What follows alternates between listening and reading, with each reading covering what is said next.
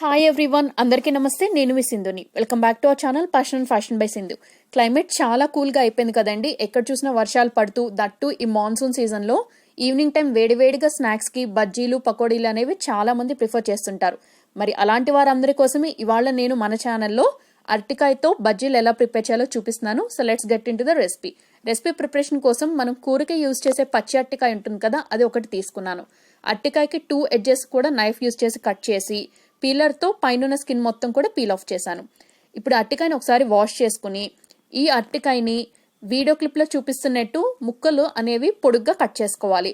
మీరు కట్ చేసుకున్న ముక్కలు అనేవి మరీ మందంగా ఉండకూడదు, అలాగే మరీ పలుచగా కూడా ఉండకూడదు. జస్ట్ ఒక వేలు మందం సైజుతో ఉండేటట్టు చూసుకుని కట్ చేసుకోండి. ఇప్పుడు ఒక మిక్సింగ్ బౌల్ తీసుకోండి. అందులోకి ఒక చిన్న కప్పుతో శనగపిండి అనేది తీసుకున్నాను. అందులోకి 2 టేబుల్ స్పూన్ల వరకు బియ్యపిండి అనేది తీసుకున్నాను. నేను చూపించిన శనగపిండి, బియ్యపిండి అలాగే రిమైనింగ్ ఇంగ్రీడియంట్స్ క్వాంటిటీ అంతా కూడా ఒక్క అరటికాయకి సరిపోయేది మాత్రమే. మీరు అరటికాయల క్వాంటిటీ అనేది పెంచితే పిండిల రేషియో అలాగే రిమైనింగ్ ఇంగ్రీడియంట్స్ అంతా కూడా ఇంక్రీజ్ ఆర్ డిక్రీజ్ అనేది చేసుకోండి. ఇప్పుడు ఇందులోకి మీ రుచికి సరిపడా ఉప్పు అనేది వేసుకుని 1/2 టీ స్పూన్ పసుపు వేసుకుని 1 టేబుల్ స్పూన్ బాగా వేడిగా ఉన్నటువంటి ఆయిల్ వేసుకుని 1/8 టీ స్పూన్ బేకింగ్ సోడా అంటే కుకింగ్ సోడా, వంట సోడా అంటాం కదా, అది వేసుకోండి. మీ రుచికి సరిపడా కారం కూడా ఈ స్టేజ్లో యాడ్ చేసుకోండి. నేనైతే 1 టీ స్పూన్ వరకు వేశాను. మీరు తీసుకున్న శనగపిండిలో ఎటువంటి గడ్డలు లాంటివి ఉన్నాయని మీకు అనిపిస్తే మిక్సింగ్ బౌల్లో వేయటానికి ముందే అది ఒకసారి జల్లెడ పెట్టి జల్లించుకోండి.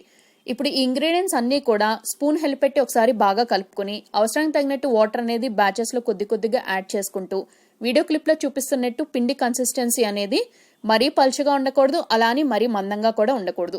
మరీ మందంగా ఉన్నట్టయితే మనకి బజ్జీలకి పిండికి పైన పూతపిండి అనేది బాగా మందంగా వచ్చేస్తుందండి, లోపల అరటికాయ ముక్క ఉడకదు. మరీ పలుచగా ఉన్నట్టయితే అరటికాయ ముక్కకి పిండి అనేది యూనిఫామ్ గా కోటింగ్ అనేది అవ్వదు.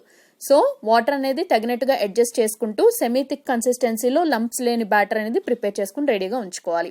స్టవ్ మీద ఒక కడాయి పెట్టుకోండి. అందులోకి డీప్ ఫ్రై సరిపడా ఆయిల్ అనేది పోసి ఆయిల్ జస్ట్ మోడరేట్ గా హీట్ చేయండి. ఆయిల్ టెంపరేచర్ అనేది మరీ ఎక్కువగా ఉండకూడదు, అలానే మరీ తక్కువగా కూడా ఉండకూడదు. ఇప్పుడు ఒక్కొక్క అరటికాయ ముక్కను తీసుకుని ఈ పిండిలో ముంచి అరటికాయ ముక్కకి అన్ని సైడ్స్ కూడా పిండి అనేది యూనిఫామ్ గా కోటింగ్ అయిన తర్వాత ఒక్కొక్క దాన్ని నిదానంగా ఆయిల్లోకి వేసేయండి. ఫ్లేమ్ ని లో టు మీడియం అడ్జస్ట్ చేసుకుని ఈ బజ్జీలు అనేవి మనం కేవలం లో టు మీడియం ఫ్లేమ్ లోనే కుక్ చేసుకోవాలి.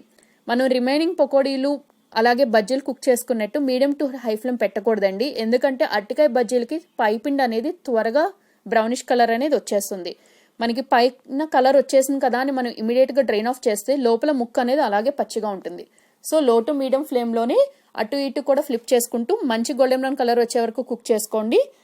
వన్స్ కుక్ అయిపోయిన తర్వాత ఎక్సెస్ ఆయిల్ మొత్తం కూడా ఒక జాలీ గరిటె హెల్ప్ పెట్టి డ్రైన్ ఆఫ్ చేసి ఈ బజ్జీలు అనేవి మనం వేడివేడిగా ఉన్నప్పుడు సర్వ్ చేస్తేనే వీటి టేస్ట్ అనేది ఫుల్ ఫ్లెష్డ్ గా ఎవరైనా ఎంజాయ్ చేయగలం. సో కడాయికి ఎన్నైతే సరిపోతాయో అన్ని మాత్రమే వేసుకోండి. మరీ ఎక్కువ వేసేసినా కూడా అవి ఆయిల్లో అటు ఇటు ఫ్లిప్ చేయడం కష్టం అవుతుంది. సో అలాగే ఈ రెసిపీ ప్రిపరేషన్లో నేను పిండి కలుపుకునేటప్పుడు వామ్ అనేది యూజ్ చేయలేదు. మీరు కావాలి అనుకుంటే ఒక 1 టీ స్పూన్ వరకు వామ్ అనేది 2 అరచేతుల మధ్యలో పెట్టి నలిపి ఆ పొడి అనేది వేసి కలుపుకోవచ్చు. యూజువల్లీ అరటికాయలో మనకి iron content and potassium content అనేది ఎక్కువ ఉంటుందండి. అరటికాయతో ఎక్కువ రకాల రెసిపీస్ ప్రిపేర్ చేయలేమేమో అనుకుని అందరూ ఎక్కువగా కూడా ఓన్లీ కూర ఫామ్లోనే ప్రిపేర్ చేస్తారు. బట్ అరటికాయతో పులుసు, ఫ్రై అలాగే వడలు ఎలా ప్రిపేర్ చేయాలనేది ఆల్రెడీ మన ఛానల్లో పోస్ట్ చేశాను.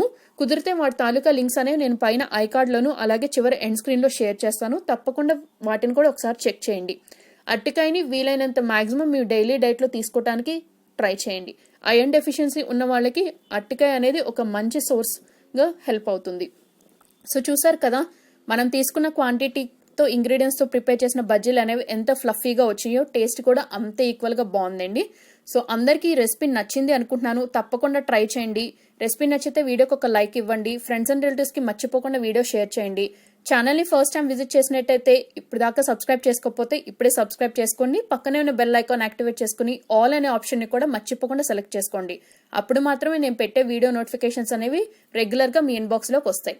So thank you all very much for watching my video. Stay home, stay safe, take care.